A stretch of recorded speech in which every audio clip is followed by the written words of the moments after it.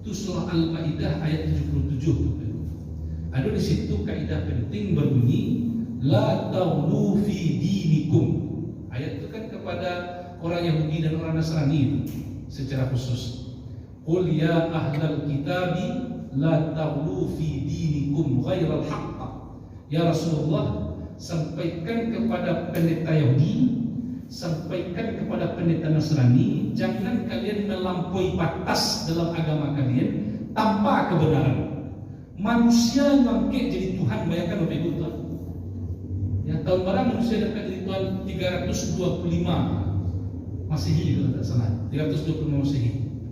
Diputuskan Yesus Isa diangkat jadi Tuhan. Padahal tidak pernah Nabi Isa mengatakan aku Tuhan.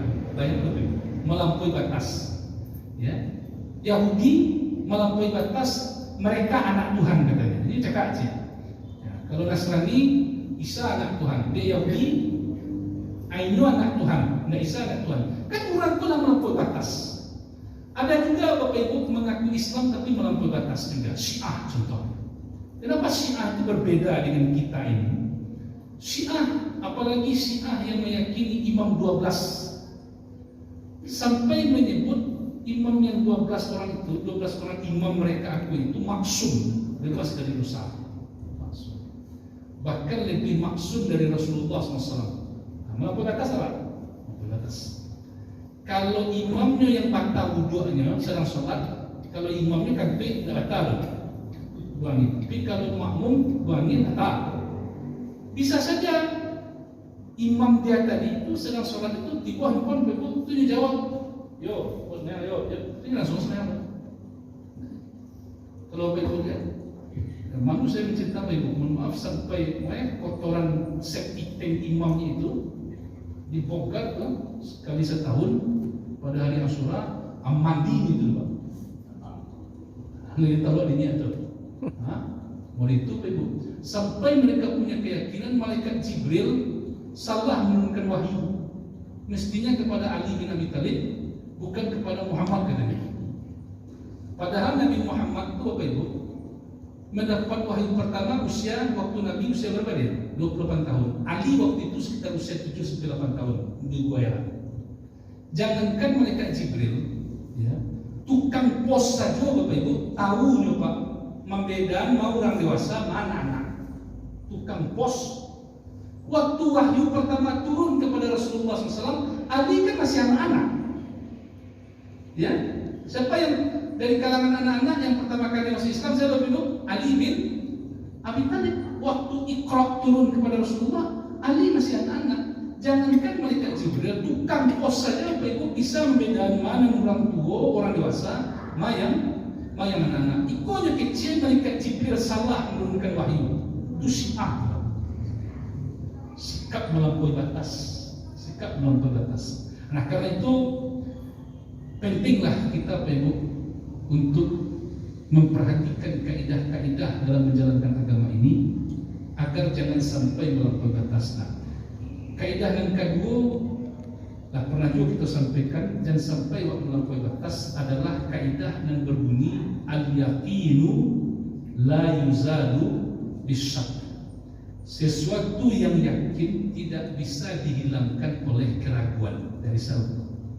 Makanya ketika kita sudah meyakini melakukan, misalnya ibu mengganti puasa wajib, lah yakin awak bahwa Allah mengganti, maka kalau datang keraguan abaikan saja. Ya, abaikan saja.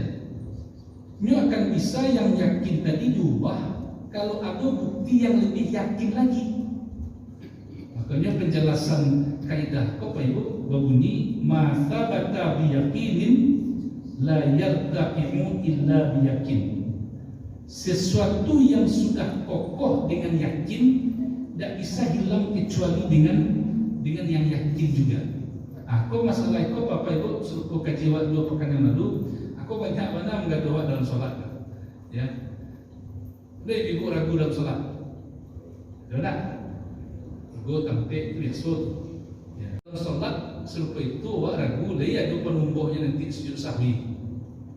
Dan paling bedonya Bapak Ibu, dalam menjalankan agama kau ragu, ya Allah tidak.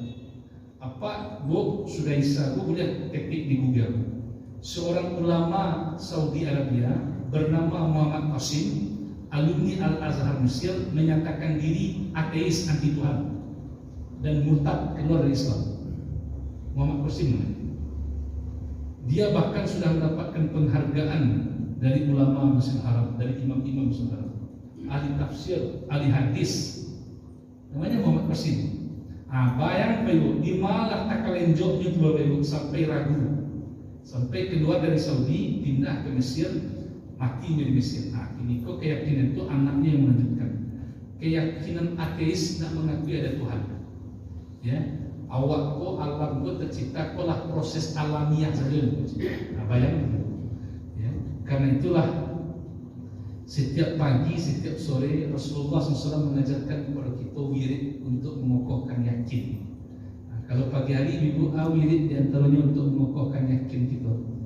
Allahumma inni, ya, yang pertama dulu asbahna ala fitratil Islam wa ala kalimatil ikhlas wa ala dini nabiyyina Muhammadin sallallahu alaihi wasallam wa ala millati abina Ibrahim hanifan muslima wa makana minal musyrikin. Itu pagi hari itu ibu.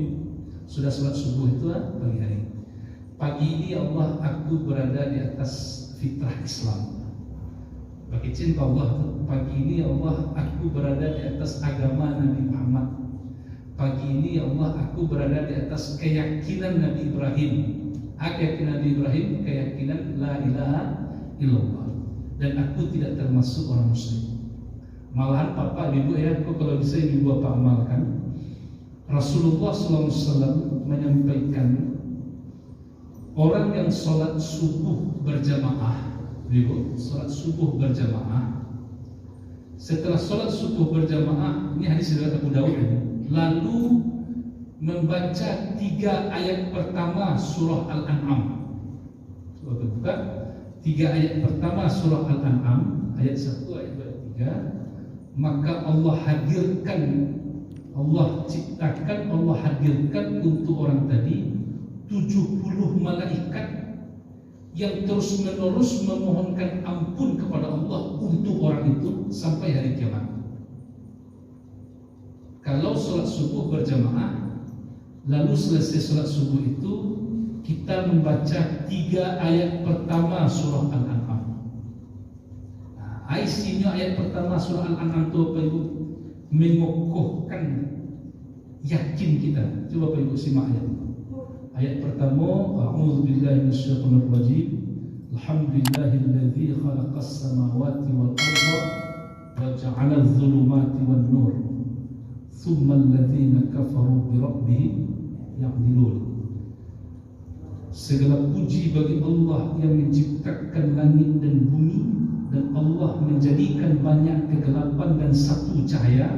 Dalam maknanya ibu, nan kalam itu banyak, nan taram itu cik, nan sasih itu banyak, nan batu itu cik. Itu maknanya. Nan kalam kayak banyak bu, malam kalam, lawi kalam, ya nah. Tapi yang cahaya satu, matahari. Makna lebih mendalam lagi, yang sesat itu banyak, yang benar itu satu. Tsummal ladzina kafaru bi rabbihim ya'dilun. Lalu orang kafir masih saja mempersekutukan Allah dengan segala sesuatu, dengan sesuatu. Lajali Allah yang mengendalikan menciptakan langit dan bumi ini, orang kafir menjadi juga sekutu untuk Allah. Ayat yang kedua, walladzi khalaqakum min thinin tsumma qada ajala. Allah yang menjadikanmu dari tanah, lalu Allah tetapkan ajalmu, wa ajalun musamman 'indahu, dan ajal batas waktu kapan hari kiamat, summa antum tamtarun. Tetapi kalian hai orang kafir masih juga meragukan ada hari berbangkit. Itu ayat kedua tuh. Ayat yang ketiga, wa huwallahu fis samawati wal ardh ya'lamu sirrakum wa jahrakum wa ya'lamu ma taksibun. Ayat yang ketiga, Allah lah yang disembah oleh penghuni langit, oleh penghuni bumi. Allah mengetahui yang disembunyikan oleh manusia dan apa yang kalian tampakkan secara nyata, wa ya'lamu ma taksibun, Allah mengetahui apa yang kalian perbuat. 3 ayat itu dibaca kata Rasulullah SAW, Bapak Ibu, setiap subuh, selesai sholat subuh berjamaah, lalu dibaca, sekali membaca 3 ayat ini. Hadis itu dari Abu Daud, ya. Allah hadirkan 70 malaikat yang memohonkan ampun untuk kita sampai hari kiamat. Ini tidak bisa baru nak mendoakan wa pintu mak. Ya. Boleh ya doa nak kemendoaan, buah nak kemendoaan, tidak bisa baru ke makhluk. Tapi kalau Bapak Ibu membaca ayat ini, sudah ada 70 malaikat. Sekali membaca 70 malaikat, 2 kali membaca, sekali membaca 70 malaikat. Bayangkan kalau setiap subuh ayahanda ibunda Bapak Ibu membaca ini, ya, Allah hadirkan ratusan malaikat yang memohonkan ampun untuk kita. Ya, kurang paling bapak ibu ya, manganawa itu 7 hari ya, kalau mati. Gimana? 3 hari pertama yo Pak Ibu.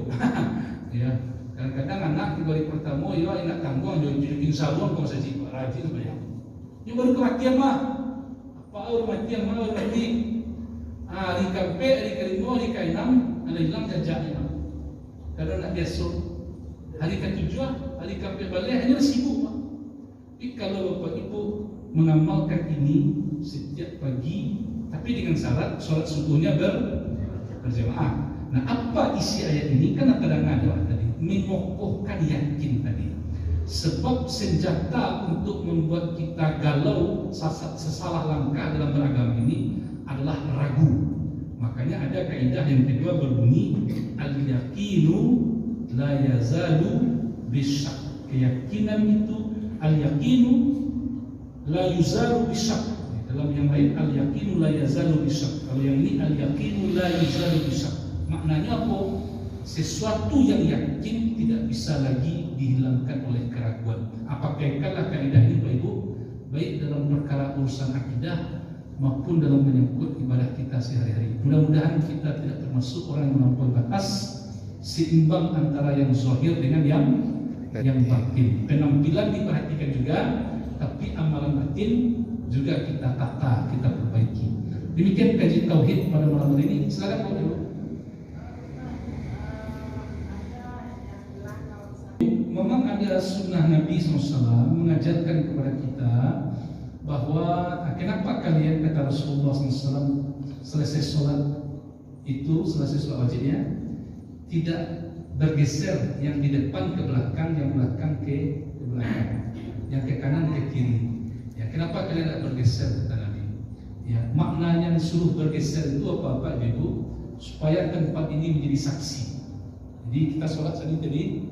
Selesai sholat itu kita berzikir, sholat sunat di situ. Jadi tempat ini menjadi saksi semuanya. Jadi tidak ada hubungannya kalau kita bergeser malaikat tidak lagi mendoakan begitu. Oh, jadi boleh bergeser ya? Ya boleh, malahan disuruh oleh Rasulullah SAW kita mengubah posisi tempat duduk selesai sholat wajib itu, ya, untuk ya sholat sunat. Tapi gesernya jangan jauh-jauh. Itu dulu Pak Dosiko tibu belakang dia. Gesernya di kursi saja. Oh enggak Bu, enggak. Justru sebenarnya itu pemahaman hadis itu, orang yang sholat subuh berjamaah lalu tetap di tempat duduknya. Ya. Kalau sholat subuh kan tidak ada sholat sunat. Jadi yang dimaksud bergeser tadi ketika untuk menunaikan sholat sunat, itu dia. Agar dia menjadi saksi. Sini pernah sholat, situ pernah sholat, sini pernah sholat, sini pernah sholat. Ya boleh ya, karena nggak ada sholat sunat kan, kecuali nanti selesai berzikir itu baru suruh. Makanya oleh Rasulullah SAW dikatakan orang yang sholat subuh lalu berzikir sampai masuk suruk lalu sholat sunat surut, itu yang sama dengan haji yang sempurna. Di lain hadis sama dengan umroh yang satu kali umroh balasannya. Ada antara zikir itu adalah membaca 3 ayat pertama surah Al-An'am tadi. Allahu a'lam. Demikian kaji tauhid Bapak Ibu. Billahi taufiq wal hidayah. Assalamualaikum warahmatullahi wabarakatuh. Waalaikumsalam.